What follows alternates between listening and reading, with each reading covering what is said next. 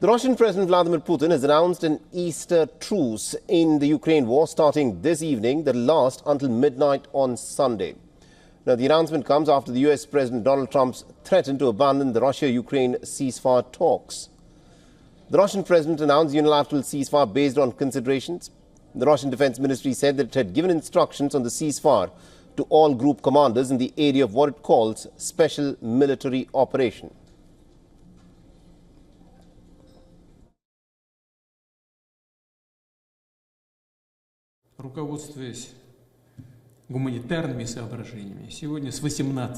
Based on humanitarian considerations, today starting from 1500 GMT to Monday, the Russian side announces an Easter ceasefire. I order a stop to all military activities for this period. We assume that the Ukrainian side will follow our example. However, our troops should be ready to repel possible ceasefire violations and provocations by the enemy, any aggressive actions. Готовы к отражению возможных нарушений перемирия и провокаций со стороны противника. Now, Russia's military chief of staff Valery Gerasimov said that the troops have now managed to retake 99% of the territory that was seized by Ukraine in the Kursk region in an incursion that was launched in August. Now, Russia claims that the main part of the Kursk territory is now liberated. That's about 1,260 square kilometers of land. The Russian Defense Ministry says that its forces have managed to take control of the village of Oleshnya on the border with Ukraine. Now, Ukraine only holds a village of Gornol under its control at the moment. The Russian attacks have damaged farms in Ukraine's Odessa region and have also sparked fires in Sumy overnight. The Ukrainian emergency services have said that the fires have been contained, and the footage provided by the State Emergency Service of Ukraine showed that the firefighters were tackling the fires inside the hay barns of the Odessa region.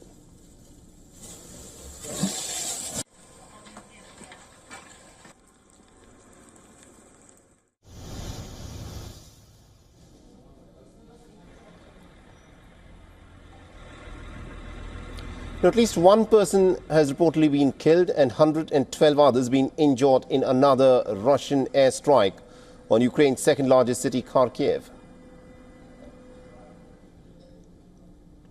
This as President Trump has warned Moscow and Kyiv that Washington will take a pass on the truce talks if there is no rapid progress from both parties to achieve a ceasefire deal. Now, Trump's comments have come hours after the Secretary of State Marco Rubio said that it is not Washington's war and the United States has got other priorities to focus on. If for some reason one of the two parties makes it very difficult, we're just going to say you're foolish, you're fools, you're horrible people, and we're going to just take a pass. But hopefully we won't have to do that. And Marco is right in saying we want to see it end. Think of it. Every day, a lot of people are being killed as we talk about, as they play games. So as various U.S. emissaries have held talks looking for an end to the war, both Trump and his top officials have in fact become more reserved about the prospects of a peace deal.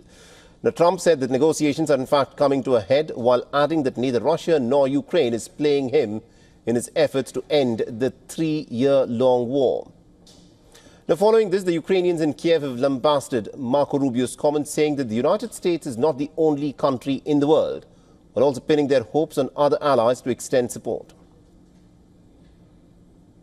The United States is not the only country in the world, and that is why, if they decide to review their assistance to our country, other allies would, I hope, increase their support. Therefore, whatever Marco Rubio says about peace agreements and conditions of reaching them, it is only his personal opinion. Now, so far, the United States has provided about $66.5 billion in terms of military assistance since Russia launched its full-scale invasion of Ukraine on the 24th of February back in 2022. Meanwhile, the EU has also given close to $155 billion in terms of financial, military, humanitarian and refugee assistance to Ukraine. All right, now to give us more perspective in terms of what's in fact playing out in the Russia-Ukraine war and as to how things could in fact go from here, we're joined by retired Colonel Rich Outzen, who's a senior fellow at the Atlantic Council and also the Jamestown Foundation. Colonel Outzen, thank you very much indeed for joining us here in WION. And let me actually ask you this, considering the roadblocks that have come up in these negotiations, what are the possible scenarios if the United States were to step aside? Do you think it is possible at all that Europe could continue backing Ukraine? Because in the manner the negotiations have gone on, where the Ukrainian President Volodymyr Zelensky had said that he wants this war to end. The Russians say they want this war to end. But what do you think happened in those talks that were held in Paris, after which Marco Rubio came out and said that the United States could in fact walk away if the negotiations do not proceed? Well, it's good to be with you. I think these are difficult negotiations because neither side thinks that it's been defeated. Each side, the Russians as the aggressors and Ukrainians as defenders, think that they have the capacity to keep fighting. And that means they're going to be very leery of giving major concessions, the sort that would lead to a breakthrough at the negotiating table. This is not unusual. If you look even in very long wars, 2-3 years, until one side is exhausted, it's very unlikely that they're going to be at least willing to appear to make big concessions. That said, to the first part of your question about Europe, look, Europe has some big gaps in its defense industrial base, and they cannot replace everything that the United States has been providing Ukraine. And in my opinion, they are not going to get directly involved in the fighting. But can they provide enough money and enough weapons from various sources, some bought from the United States, some bought from countries like Turkey and others nearby, and some from domestic production, to keep Ukraine able to defend itself? That, I think, yes. I think even if the United States essentially washed its hands and said, we're not going to spend another $1 billion or $10 billion, the truth is the United States has an interest in Ukraine not being conquered. So it would probably continue things like intelligence support and selling weapons rather than granting them. And so with European money, if Europe wants to continue the defense of Ukraine or to support that, I think they can. That's an interesting scenario that you pointed out, that the Americans, even if they do not continue to support Ukrainians with military support, they could be selling weapons which the Ukrainians could buy with European money. Do you think this war can in fact continue as it has been going on for the last 3 years if the Americans stop backing the Ukrainians? Because Donald Trump could say that this is all that he can do in terms of the negotiations.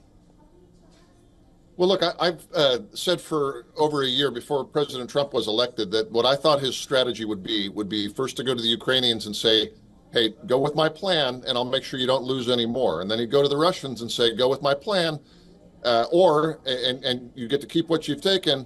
But if you don't, I'm going to raise the costs for you. And I think that's what we're looking at. I think Trump still wants to end this war. But if he has to walk from the table now because the two sides are not ready to agree to his plan, I think tacitly he's still going to increase the costs for the Russians. So, yes, I don't think you see the United States walking away entirely and saying we don't care what happens. I think what you see is a renewed attempt, not through direct military intervention, but through things like intelligence support and selling rather than granting weapons. I think in continued attempt to raise the costs for Putin. All right, Colonel Larson, thank you very much indeed for joining us with that perspective there. Thank you. For all the latest news, download the WION app and subscribe to our YouTube channel.